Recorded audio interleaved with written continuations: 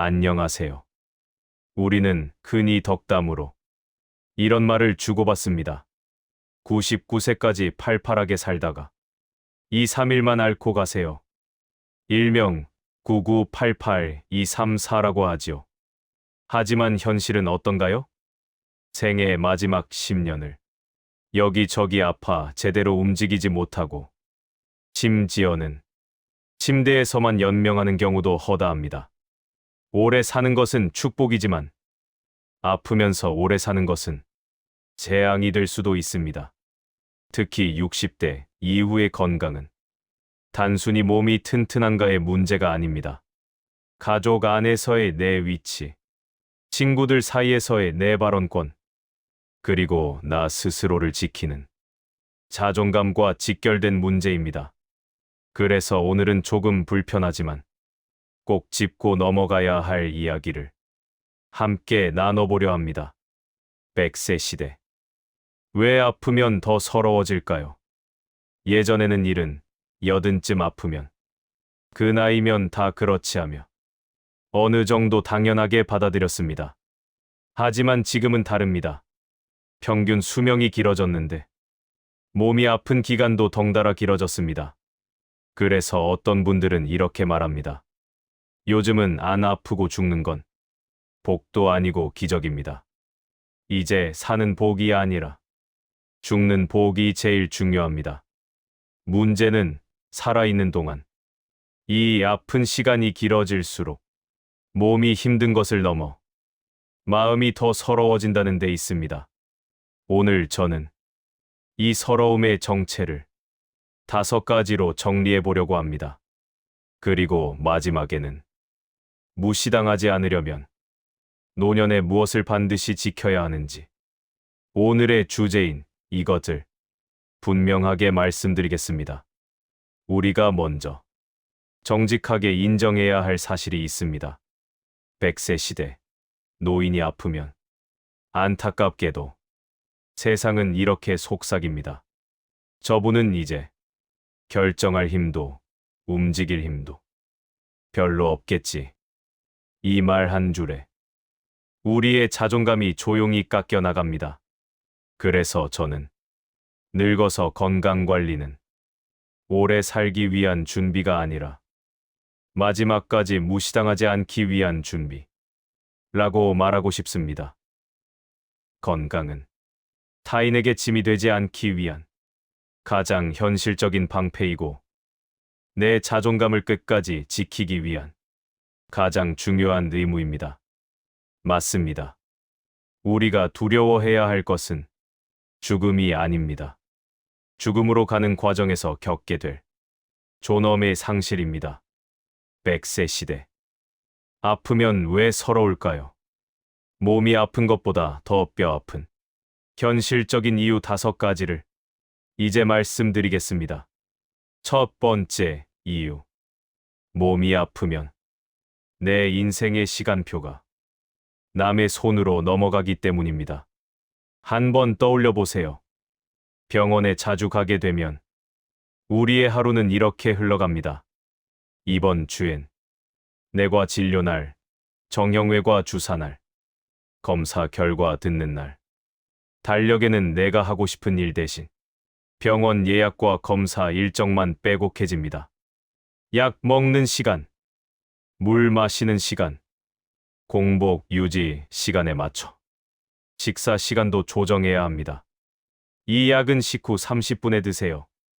이 검사 전에는 12시간 금식입니다. 분명 내 몸인데, 내 시간인데, 어느 순간 내가 아닌 다른 누군가가 내 삶의 리모컨을 쥐고 있는 것 같은 느낌이 듭니다. 병원과 약, 검사 스케줄이 그날의 우선순위가 되어버립니다. 이때 가장 먼저 사라지는 것이 바로 여유입니다. 오늘은 기분 좋으니까 공원 한 바퀴 돌아야지. 이런 말보다 내일 병원 가야 하는데, 잘 일어나야 하는데 걱정이 먼저 떠오릅니다. 몸이 아프다는 건 단지 통증의 문제가 아니라 내 삶의 시간표를 내가 아닌 타인이 결정하기 시작한다는 뜻입니다.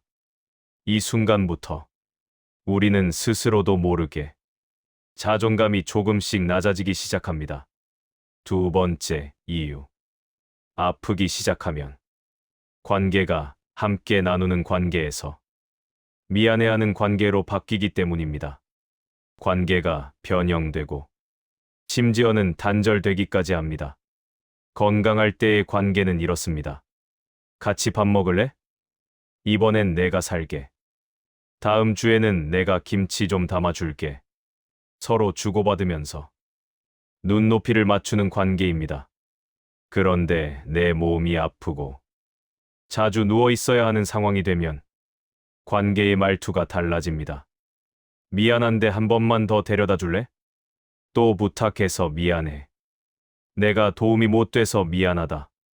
상대도 부담을 느끼고 나도 미안함을 느끼면서 관계가 동등한 사이가 아니라 도와주는 사람과 도움을 받는 사람으로 나뉘기 시작합니다.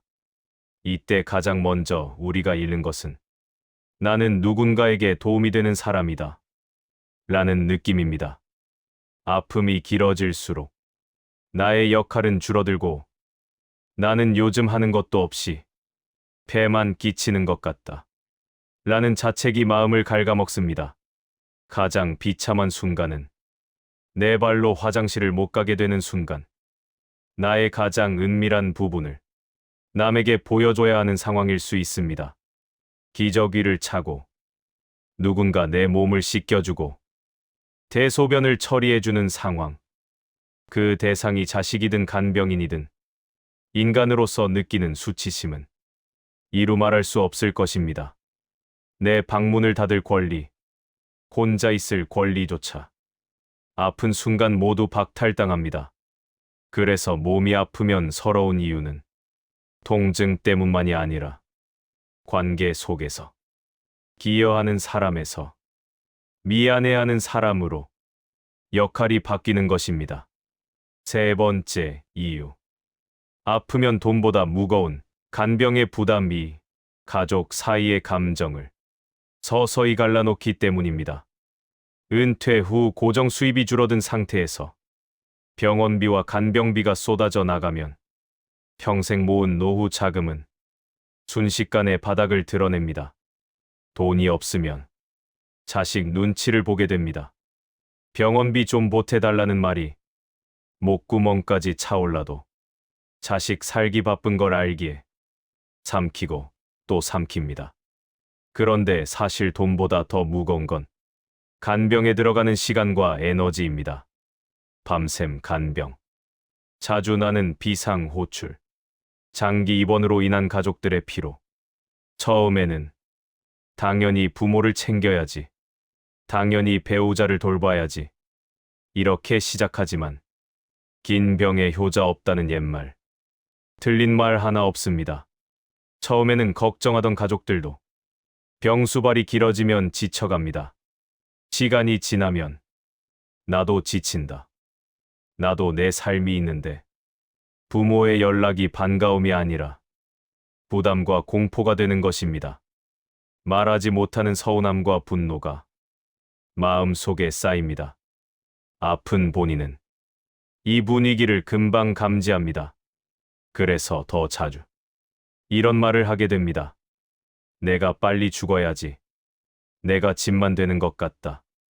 이 말 속엔 육체의 고통보다 사랑하는 사람들을 괴롭히고 있다는 죄책감이 섞여 있습니다. 이 죄책감이 노년의 가장 깊은 서러움이 됩니다. 네 번째 이유. 아프면 가장 중요한 순간에 결정권을 빼앗기기 쉽기 때문입니다. 어떤 치료를 받을지, 어디에서 살지, 요양병원에 갈지 말지, 원래는 본인이 먼저 결정해야 할 문제들입니다.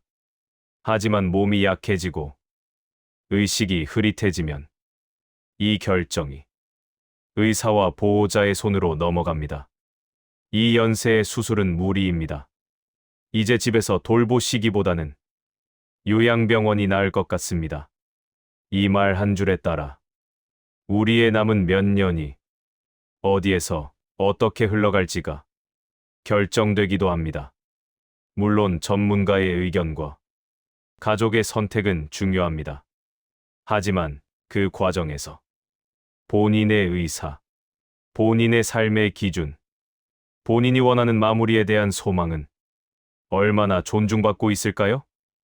내 인생의 거취를 결정하는데 정작 내 의견은 묻지 않습니다. 아픈 사람은 판단력이 없다고 치부되거나 폐를 끼친다는 죄책감 때문에 아무 말도 할 수 없게 됩니다. 여기에 몸이 너무 약해지면 싫다라고 말할 힘도, 나는 이렇게 살고 싶다라고 버틸 힘도 사라지게 됩니다. 그때부터 우리는 내 인생의 주인에서 결정당하는 존재로 조용히 밀려납니다. 이것이 노년의 아픔을 더 서럽게 만드는 네 번째 이유입니다.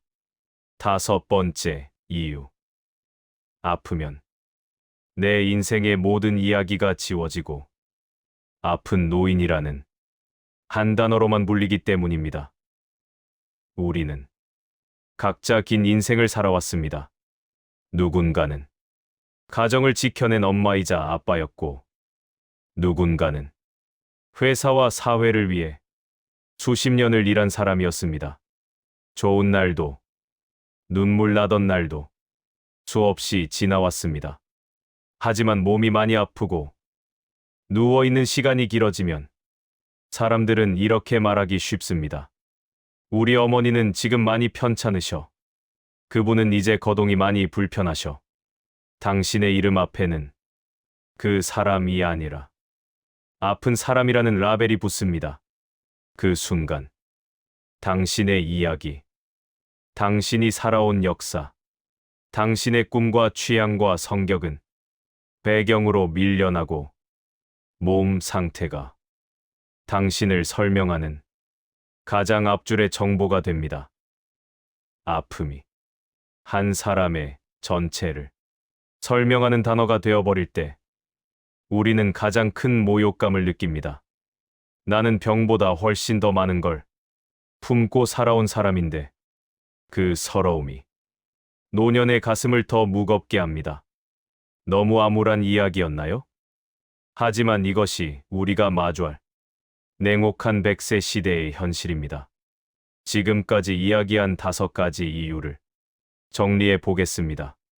100세 시대, 아프면 서러운 이유는 단지 통증이나 불편함 때문이 아니라 내 시간표의 주인이 내가 아니게 되고 관계 속에서 기여하는 사람이 아니라 미안해하는 사람이 되고 간병의 부담이 가족의 감정을 서서히 갈라놓고 중요한 결정권이 타인의 손으로 넘어가고 내 인생 전체가 아픈 노인이라는 한 단어로 축소되기 때문입니다. 그렇다면 우리가 지켜야 할 이것은 무엇일까요?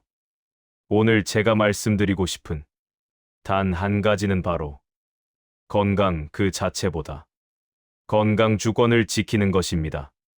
여기서 말하는 건강 주권은 절대 아프지 말자는 뜻이 아니라 아파도 마지막까지 내 몸과 내 삶에 대한 기본적인 결정권과 신체적 자유를 지키는 힘을 말합니다. 즉, 신체적 독립성입니다. 많은 분들이 건강 관리를 단순히 오래 살기 위해서라고 생각합니다. 아닙니다. 이제 건강 관리는 누구에게도 빚지지 않기 위한 의무입니다. 60대 이후의 운동은 취미가 아니라 생존 투쟁입니다. 건강 주권은 쉽게 말해 이 3가지입니다. 첫째, 혼자 화장실을 갈 수 있는 힘. 둘째, 혼자 밥 한 끼 차려 먹을 수 있는 힘. 셋째, 혼자 밖으로 한 바퀴 걸어 나갈 수 있는 힘. 이 3가지를 가능한 오래 지키는 것이 노년의 가장 현실적이고도 중요한 건강 주권입니다. 여기에 하나를 더한다면 넷째, 내 몸과 치료에 대해 의사와 대화할 수 있는 정신적 여유와 지식입니다. 이 4가지가 있을 때 우리는 끝까지 이렇게 말할 수 있습니다. 나는 아직 나의 삶을 내가 함께 결정할 수 있는 사람이다. 이 느낌이 자존감의 마지막 보루입니다. 그렇다면 이 건강 주권을 지키기 위해 우리는 지금부터 무엇을 해야 할까요? 이제부터 조금 더 구체적인 생활 루틴을 말씀드리겠습니다. 첫 번째 루틴. 걸을 수 있는 다리부터 끝까지 지키기입니다. 거창한 운동이 아닙니다.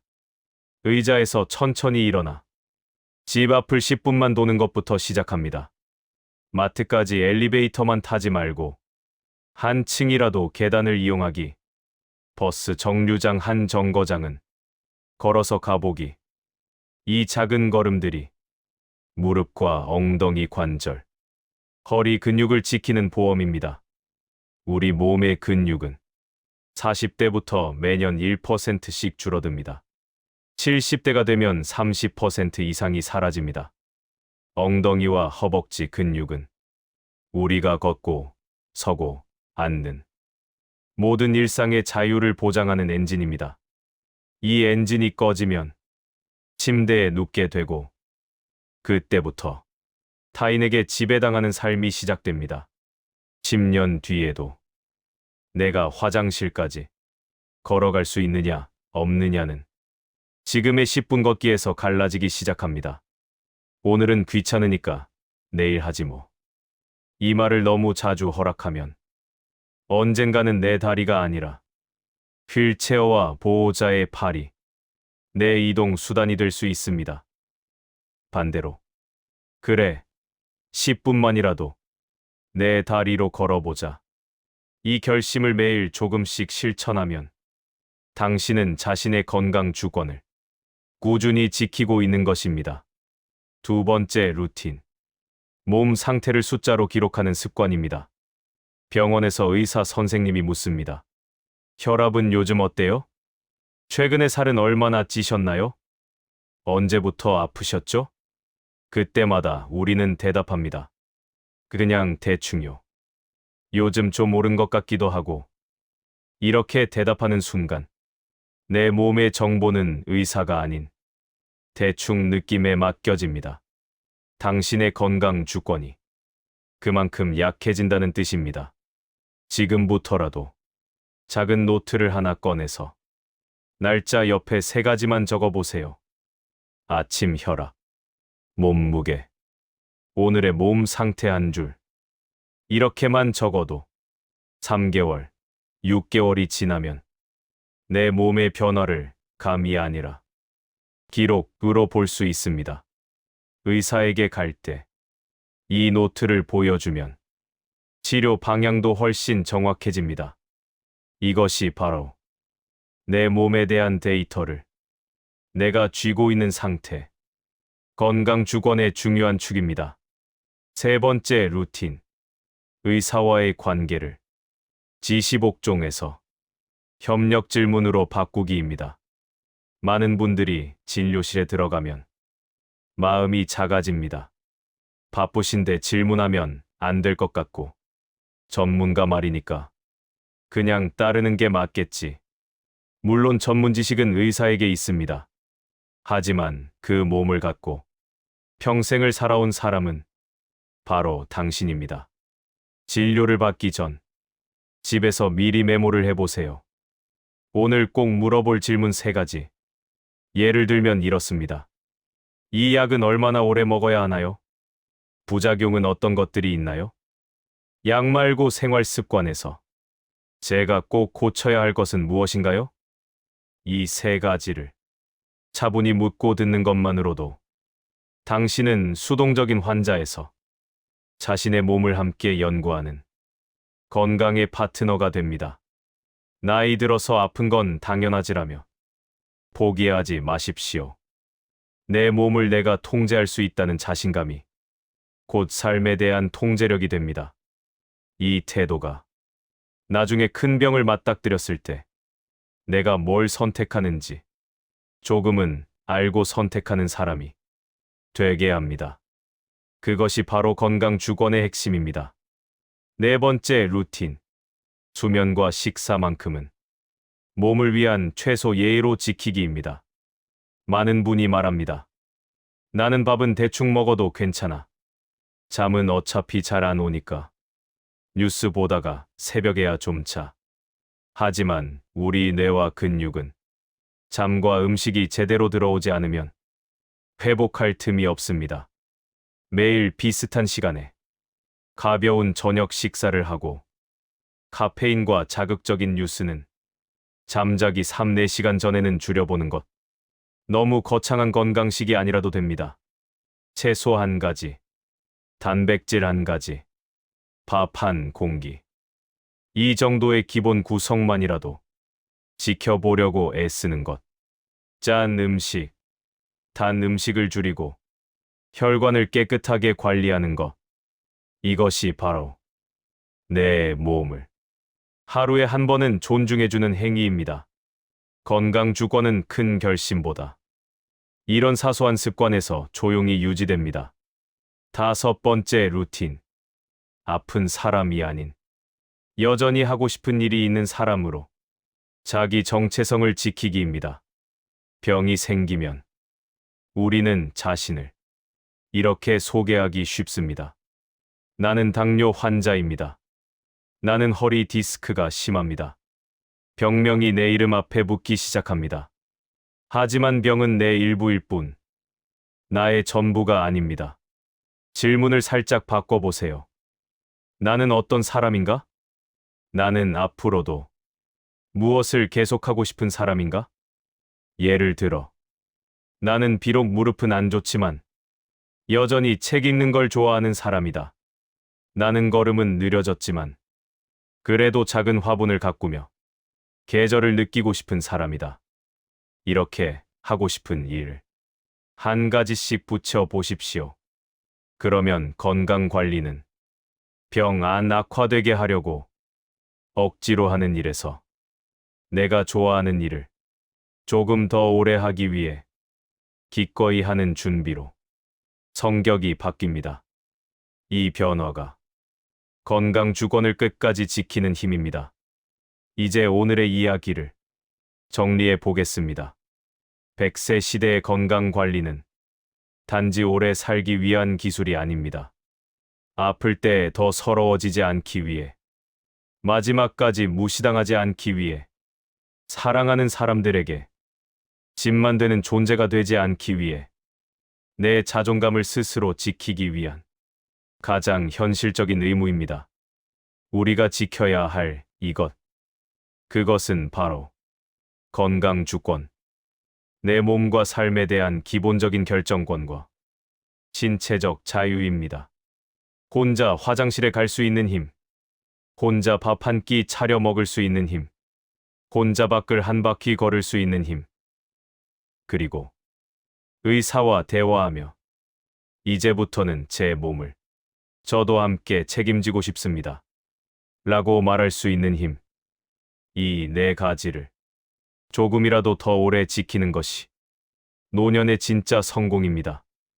마지막으로 3가지 질문을 드립니다. 첫째, 지금 내 하루 중 내 몸을 위해 쓰는 시간은 정말 몇 분이나 될까? 둘째, 10년 뒤에 내가 오늘의 나를 떠올리며 그래도 그때 걸음 하나, 노트 한 줄은 지키려고 애썼지라고 고마워할 만한 습관이 있을까? 셋째, 지금부터 남은 세월 동안 나는 아픈 노인으로만 기억되고 싶은가? 아니면 끝까지 자기 몸과 삶을 함께 책임진 어른으로 기억되고 싶은가? 여러분, 오늘 당장 큰 결심을 할 필요는 없습니다. 다만 이 한 줄만 마음에 적어보셔도 좋겠습니다. 오늘부터 내 건강 주권을 조금이라도 더 지키겠다. 그리고 작게 시작해보세요. 10분 걷기, 혈압 한 번 재기, 노트에 한 줄 적기, 진료 전에 질문 3개 써보기. 이 작은 실천들이 모여 10년 뒤 당신이 병상에 누워 있더라도 주변 사람들이 이렇게 말하는 어른이 되었으면 좋겠습니다. 저 분은 끝까지 자기 삶을 스스로 책임지려 했던 분이야. 그것이 바로 100세 시대. 우리가 지켜야 할 노년의 품격입니다. 맞습니다. 노년의 품격은 비싼 옷이나 좋은 차에서 나오지 않습니다. 꼿꼿한 허리, 혼자 걷는 다리, 그리고 맑은 정신에서 나옵니다. 오늘부터라도 운동화 끈을 조여매고 현관문을 나서십시오. 그것은 단순히 운동을 하러 가는 길이 아닙니다. 나의 존엄을 지키는 위대한 발걸음입니다.